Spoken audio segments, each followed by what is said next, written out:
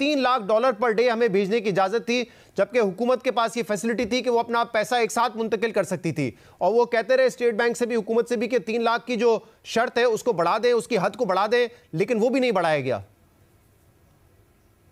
देखे जिस तरह के जो जब उनके साथ माहिदा तय हुआ तो उसके बाद भी तो उनके पास तकरीबन 40-45 दिन थे। अगर वो 3 लाख की जो है हर मुनज़्ज़मा के लिए, तो वो अगर पेमेंट करते हैं और इस तरीके से इतने दिनों में ये भेजते हैं तो ये सारी रकम ये भेज सकते थे, आप खुद भी अंदाजा लगा लें। लेकिन इन्होंने जिस तरीके से वो उस वक्त यानी पहले तो ये इसी इंतजार स्टे लेकर वक्त ज़ाय किया और उसके बाद यानी ये इस इंतजार में थे कि हमें मतलब मजीद शायद ये एक्सटेंशन मिलेगी, तो ये अगर उसके मुताबिक 90,000 हाजी के लिए जाना था तो 450 मिलियन रियाल जो ये बड़ी आसानी से 14 फरवरी तक पहुंचा सकते थे, लेकिन 14 फरवरी को इनके अकाउंट में 149 मिलियन रियाल गया है। आप खुद ही अंदाजा लगाएं, अगर वो स्टेट बैंक की पॉलिसी के मुताबिक भी अगर वो 3 लाख रियाल के हवाले से भी करते तो ये 40-45 दिन, लेकिन तो उनको परेशानी होगी सरदार साहब, परेशानी होगी। रकम 3 लाख की हद जो थी, $3 लाख की हद, वो कम होगी तभी वो दरख्वास्त कर रहे थे ना। शौकिया तो नहीं कर रहे होंगे, उनको प्रॉब्लम आ रही होगी कि वो कुछ लोग ज्यादा भेजना चाहते होंगे, लेकिन उनके पास वो स्पेस वो नहीं थी हद की वजह से। नहीं, ये बिल्कुल मिनिस्ट्री के नोटिस में लाई गई और उसके मुताबिक जो भी अगर उसके मुताबिक मैंने जिस तरह कहा कि कितना टाइम इनको मिला है, तो 41 कंपनियां थी और उनको 3 लाख की जो इजाजत दी थी, तो उसके मुताबिक किताना और तवाफा वहाँ 14 फरवरी तक उनके लिए ये काफी मतलब रकम भिजवा सकते थे, 450 मिलियन, यही जरूरत थी। अच्छा सरदार साहब, फिर 14 फरवरी जो है वो डेडलाइन थी और उसको बाद में एक्सटेंड करके 21 फरवरी कर दिया गया। लेकिन मुझे क्योंकि मामला भी ये फंसा हुआ है कि हाजी कहते हैं कि हमने जो आजमीन है वो कहते हैं कि हमने तो पैसा दे दिया टूर ऑपरेटर्स को। सवाल ये है कि 21 तारीख की जब डेडलाइन खत्म हो गई तो इसके बाद भी यहाँ से टूर ऑपरेटर्स पैसा सऊदी अरब भेज रहे थे, वो पैसा भेजते हैं, हुकूमत पाकिस्तान का ही वहां पे अकाउंट है, तो उनको क्यों फिर ये इजाजत दी जा रही थी कि आप पैसा भेजते रहें, जबकि डेडलाइन हो चुकी थी खत्म और आप लोगों को पता था कि सऊदी अरब इस दफा सख्ती कर रहा है, वो डेडलाइन नहीं बढ़ाएगा, तो क्यों वो रकम आप उनसे ले रहे थे? नहीं, सऊदी अरब में पाकिस्तान की जो निजी हज शोबा के 41 मुनज़्ज़म कंपनियां हैं, उनके अकाउंट बने हुए हैं अपने अपने, जहाँ से कि मादे के मुताबिक सऊदी सिस्टम में रकूम की अदायगी मुमकिन होती है।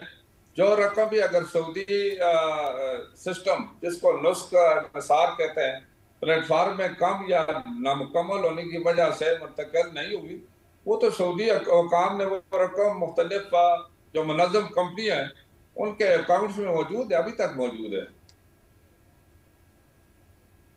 सही, तो अब मेरे दो सवाल आपसे अहम है कि क्या अब ये तय है कि 67,000 लोग जिन्होंने ख्वाहिश की थी हज पे जाने की, वो रकम भी जमा करा चुके हैं, वो हज पे नहीं जाएंगे? कोई अब इस पे मजीद आप बात करेंगे सऊदी हुकाम से, या वजीर आजम को उन्होंने खत लिखा है वो बात करेंगे, या बात नहीं हो सकती और प्राइवेट कोटा के सिर्फ 23,000 लोग ही जा सकेंगे हज के लिए?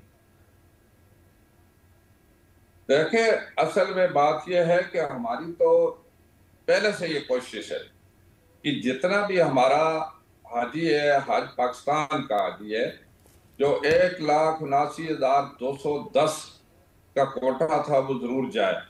इस पे 50% जो सरकारी स्कीम के तहत जा रहे हैं और उनके तमाम अल्हम्दुलिल्लाह इंतजामात भी मुकम्मल हो चुके हैं।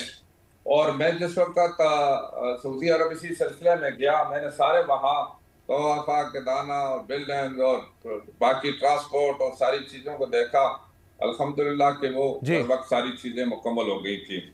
उसके बाद मुलाकात का मकसद यही था कि हमें मजीद जो प्राइवेट टूर ऑपरेटर का जो मसला है इसके लिए टाइम दिया जाए। जो कोशिश की हुकूमत ने, प्राइम मिनिस्टर ने खुद मतलब इंटरेस्ट भी लिया, उसके साथ डिप्टी प्राइम मिनिस्टर ने खुद बात की, वहाँ के जो वजीर खारजा है उनसे बात हुई, तो जिसके नतीजे में 10,000 मजीद मिले। हमारी तो अब भी ये कोशिश है, हम चाहते हैं कि नहीं सर, सरदार यूसुफ साहब, आपकी यकीनन ख्वाहिश होगी, जाहिर सी बात है, कोई आपकी ख्वाहिश होगी कि जितने लोगों को मैक्सिमम कोटा मिले, ये ख्वाहिश आपकी होगी। जाहिर सी बात है, हर कोई चाहता है कि मुसलमान हज करें। बहुत से लोग जिंदगी में पहली दफ़ा हज कर रहे होंगे, इरादा रखते होंगे। लेकिन अब मैं चाह रहा हूं कि आप ये बताइए, क्योंकि जो लोग इंतजार कर रहे हैं, उम्मीद बांध के बैठे हैं, उनको एक हकीकी पिक्चर बताना जरूरी है। तो क्या अब वो आस उम्मीद छोड़ दें कि वो नहीं जा सकेंगे ये 67,000 लोग, या अभी भी उम्मीद कोई बाकी है कि शायद इजाजत मिल जाए और आप लोग उन हुकाम से बात करें? ये जरा क्लियर पिक्चर दे देना, क्या करें वो 67,000 लोग?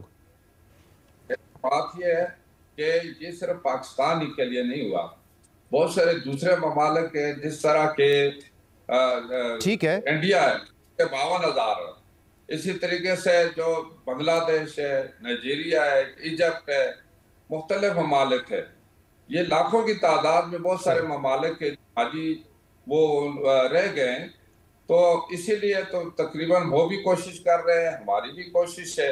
और नाउमीदी तो गुनाह है, नाउमीदी तो होनी भी नहीं। लेकिन फिलहाल अगर ग्राउंड रियलिटी को देखें तो आपको लगता है ये 67,000 लोग नहीं जा सकेंगे? क्योंकि हमें इनको बताना तो है ना, इनको छुपा के तो नहीं रख सकते अब इनसे कि सिचुएशन क्या है। फर्ज बनता है हुकूमत का भी कि उनको क्लियर पिक्चर बता दे। बाकी उनको सारी चीजों का इल्म है, हर चीज जो आती है।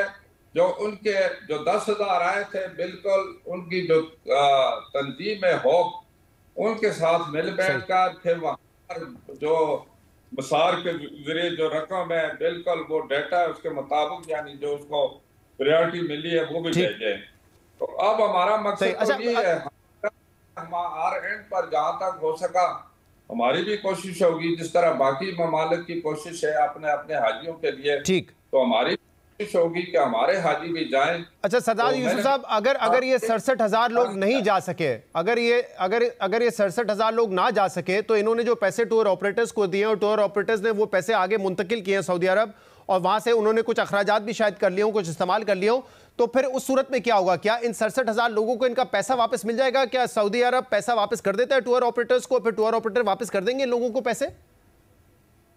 देखें, जो भी एक पॉलिसी बनी है, जिस तरह हुकूमत पाकिस्तान ने हज पॉलिसी बनाई है, सऊदी हुकूमत की भी पॉलिसी है, और उस पॉलिसी के मुताबिक एग्रीमेंट हुए पूरी दुनिया में, और पाकिस्तान के साथ भी, और इसी तरह प्राइवेट टूर ऑपरेटर के साथ भी उस एग्रीमेंट के तहत सारा जो प्रोसीजर चला है। अब जो अगर रकम उस सिस्टम के तहत अगर गई है, जाहिर है वो रिकॉर्ड का हिस्सा है, वो तो उनके पास मौजूद हो, और जाहिर है ये उनका हक भी बनता है वापसी का भी। अगर उनको वो इजाजत नहीं दे सके तो वो होगा, लेकिन उससे हटकर अगर कोई उस प्रोसीजर और रिकॉर्ड के मुताबिक और उस तरीकाकार के मुताबिक अगर नहीं है, तो फिर वो तो उनकी अपनी अपनी जिम्मेदारी होगी। लेकिन जो एक सिस्टम दिया है, जो तालीमात दी है, उसके मुताबिक जो अमल हुआ है उस पर तो हर वो शख्स भी जिम्मेदार है, हर इदारा भी जिम्मेदार है, हर गवर्नमेंट भी जिम्मेदार है। तो उसके मुताबिक ये तो बहुत बड़ी सरदार यूसुफ साहब, ये जो प्राइवेट कोटा पे जा रहे थे बहुत बड़ी रकम है। गालिबन वो कह रहे थे 650 मिलियन रियाल इस वक्त वहां पे मौजूद है इनके। नहीं, लेकिन मौजूद है, फिर वो इनके पास हो गया ना। वो तो जो उस सिस्टम के जरिए गए वो तो रिकॉर्ड का हिस्सा है, वो जितनी भी होगा। इसीलिए मैंने कहा है कि वो वापस भी हो सकती है, वो इनका हक भी बनता है, और उससे तो कोई इनहराफ नहीं कर सकता, वो तो रिकॉर्ड का हिस्सा है। ये अगर है, यही तो मैं कहता हूं कि अगर ये उस वक्त जबकि इनको एक्सटेंशन भी दी गई, 48 घंटे मजीद दिए गए, और उस वक्त अगर उसके मुताबिक ये भेज देते और फिर वो एक्सेप्ट हो जाता तो कहीं और आदमी भी चले जाते हैं। उसके बाद अगर इनके पास रकम के कहाँ मौजूद है, किधर मौजूद है, वो भी सारी चीजें जो रिकॉर्ड सही। चले उम्मीद करते हैं हजारों लोगों का मामला है, कोई रास्ता निकल आए तो इनके लिए भी भला होगा।